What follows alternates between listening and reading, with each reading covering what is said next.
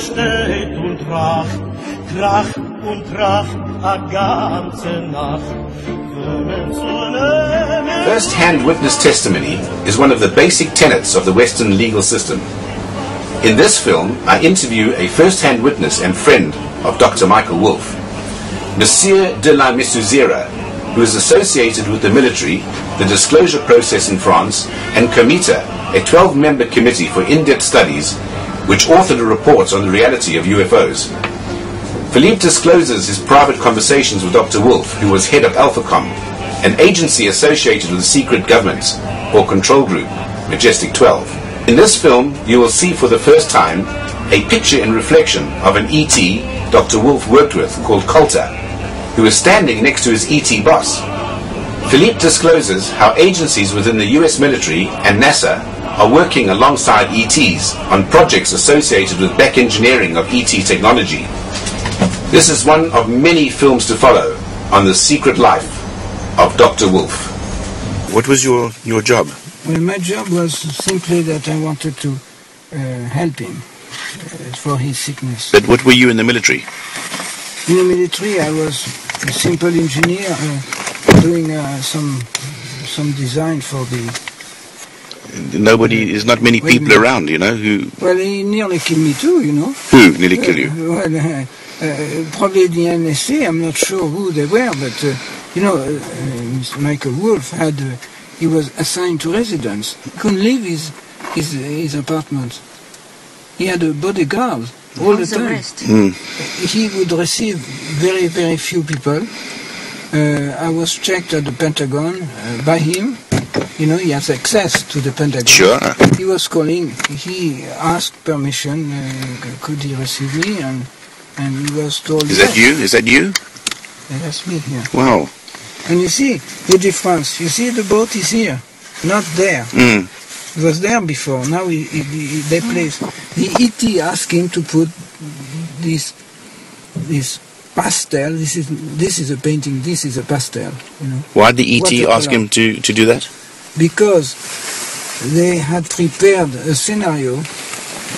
In front of me there is a chest of drawers, so they couldn't have this pastel here because they couldn't stand on this, you know, chest of drawers. It was not practical to make a photograph.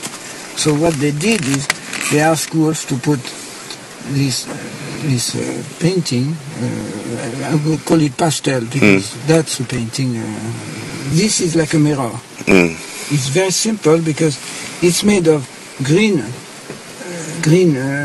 paint, if you want, and then by not, I don't know the term, I forget in English, by the not painting the white, the original white, you know, by leaving it, he left the shape of two dolphins. So it's a very simple design, you know, green water, the ocean, and two dolphins. So it was a perfect mirror. So the Coulter, the ET, and his boss, another ET, I don't know his name. Did you meet Coulter? Yeah, of course. And can you describe Coulter? Can I describe Coulter? Yeah. Sure, he's right here. This is Coulter. This is Coulter. Just as per the book? As per the book, and Coulter was there. Did you have any other pictures of Coulter yourself? Well, just have a close look. Look, this is the enlargement of when Coulter took my camera, little Olympus. Coulter made two pictures of us. And his reflection. Exactly, that's a reflection. He puts it. So you see, that's a flash of my Olympus. He holds it with his two hands, two arms. You can see the elbow here. You can see the shoulder, and you can see he has got muscles. So you're saying that's Coulter's head? Yeah, and Coulter's head has no hair. You know, that's exactly him. It's him there. And how does he talk? How does he communicate? By telepathy. You know, I couldn't stay more than an hour and a half. That was the arrangement. So very soon after, well, close to the end of 1 hour and a half, happened a call coming from the Pentagon or the NSA, whatever. Anyway, there was a call here. You see those two telephones near him? Mm-hmm. One was connected to the Pentagon, and the other was connected, I think, to the White House or something like that. You know, Wow. I have written that because I forget. It was in 1997, so it doesn't matter anymore for me. But anyway, there was a call, a ring, and he would answer. He said, "Oh, my guest will leave in 10 minutes." You know.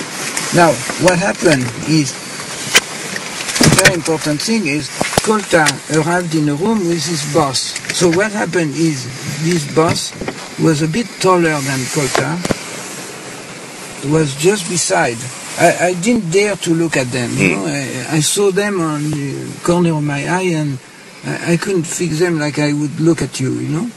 So he took 2 pictures with my camera, and then they both left the room. But then it was time for me to go out and leave Michael. So I was so enthusiastic about having been near these ETs that I said to Michael Wolff, could I go to the room behind there and thank them? I want to thank them for visiting and to letting me meet them. Yeah. But what do you think of Michael Wolff's? Be with them at least, you know, because that's the only thing which happened. They stayed here maybe a minute or 2 minutes, no more. They took the 2 pictures, he left the camera on the coffee table, and he went with his boss. So, Wolff said, no, they don't want to say goodbye to you or to talk to you because you're not ready. I felt a little bit embarrassed and a bit upset. You know what I mean? Yes. Because you want to say goodbye to somebody and they tell you off. You know? Sure. So I felt a little bit weak in a way. You know? I didn't feel insulted, but I felt sorry. I was so close to them and not be able to talk to them. Sure. So maybe I had nothing else to say but goodbye, you know. But Philippe's brother is put out a video on YouTube saying that his, Dr. Michael Wolff's brother, saying that Dr. Michael Wolff was imagining all this. Certainly not, because then I got a heart attack in 1998, and I called Dr. Wolff and I said, look, I'm in a hospital, I have a heart attack, a small, not a big one, but a heart attack is a heart attack, you know, and you better be careful with that. So I said, I'm in trouble, I have a heart attack, he's going to fix me with a stent, very good doctor, and he said, I will send you a visitor. So I said, impossible, because I'm in a hospital room with a neighbor on the bed next door, next to the bed of somebody else. So he's going to see a strange alien coming in, and I said, it doesn't make sense. And Wolff said, don't worry, if he wants to go to the hospital, your neighbor in the bed beside you will not see and will not know. He will be like put into deep sleep. By the ET?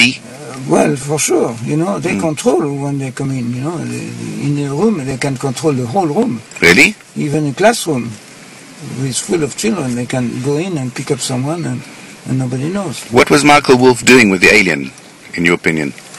In my opinion, first, what I learned from Michael Wolff is that at one time he was at S4 in Nellis Air Force Base, and he did work with the aliens directly, and Bob Lazar, he knew Bob Lazar very well.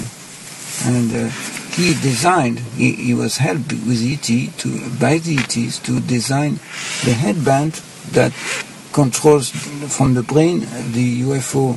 To the technology. Mechanism. Yeah.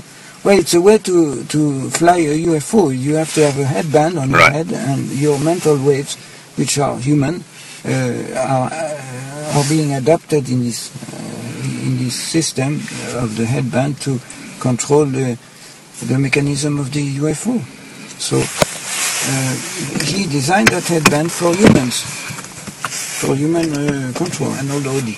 But what were you doing in America? I don't understand. In America, well, I was designing for, it's secret jobs, but I was working for... You were engineer, right? Yeah, I'm an engineer. And what was your rank? an electronic engineer. I was senior engineer at one moment. Any military rank? Military rank. In France, yes. I had been a student officer in the Foreign Legion. Foreign Legion. Because in Foreign Legion in France, you cannot be. If you're French, you cannot be in Foreign Legion unless you're an officer. Right. So I was studying to be an officer, and then I gave up because I thought it doesn't pay any money. So these days you need money if you want to be in the world, you know. Have you got any other interesting paper we can maybe see? I can show you that. Classified stuff, or? This is very top. Ministry of Defense, France. Dr. Philippe de la Messuziere, that's me. And this guy, he committed suicide. Stupid. Why? He tried to go, we were planning in 2007, you see here, 2007. He tried to get away from us and to make a disclosure with the French government. But that's stupid, because what he didn't know is that the guy who wrote this text was the counselor of Sarkozy. So it was stupid to sort of go away and go to see scientists from the CNRS, which is the Comité National de la Recherche Scientifique, National Committee of Scientific Research. Yes. And he got in touch with those guys, and they came to the President Sarkozy saying, well, we can make a disclosure with Michel Deloire and that. And the President said, but what's going on? I have already one team.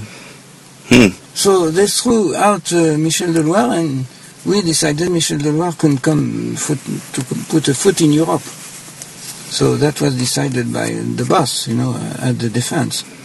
And so that was a sort of problem. And later on, in December 9, 2010, 2009, he committed suicide. I just don't know, and I don't want to know.